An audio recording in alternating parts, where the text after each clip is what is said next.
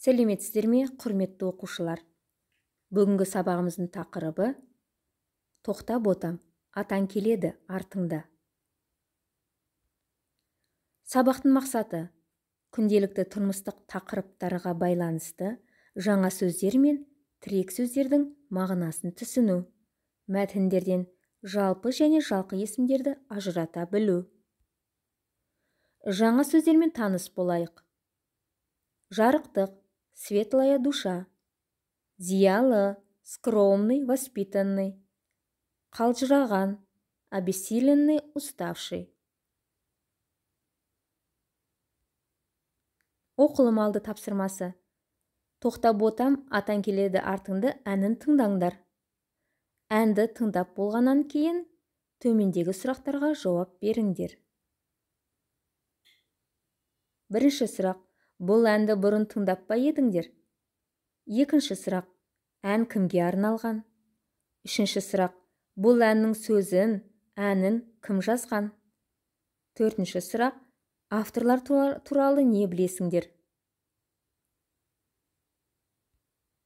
Оқылым тапсырмасы.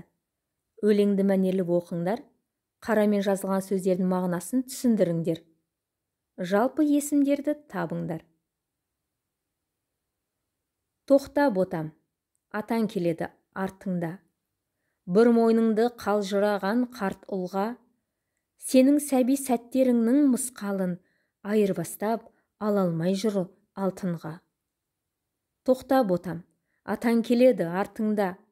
Жүзе жүріп жүз құбылған сағымда, жастық дейтін көктемнің шағында өскен едік сенің анаң екеуміз осы қарттың мәпелеген бағында.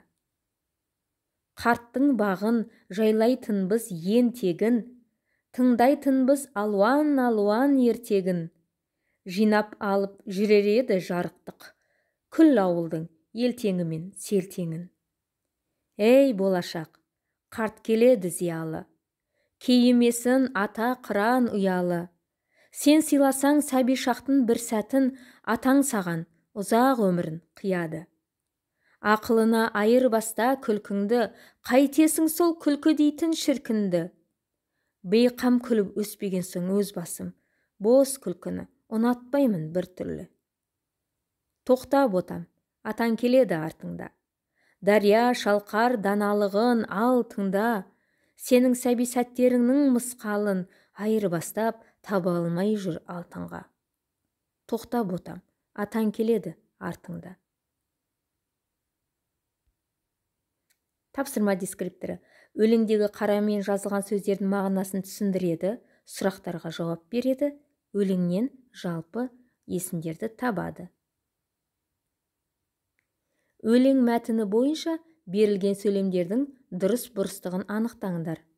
Өлеңнен мысал келтіріңдер. Мысалы, өлең әкесі мен баласы туралы. Иә, бұл дұрыс. Әкесі баласына кеңес айтуда.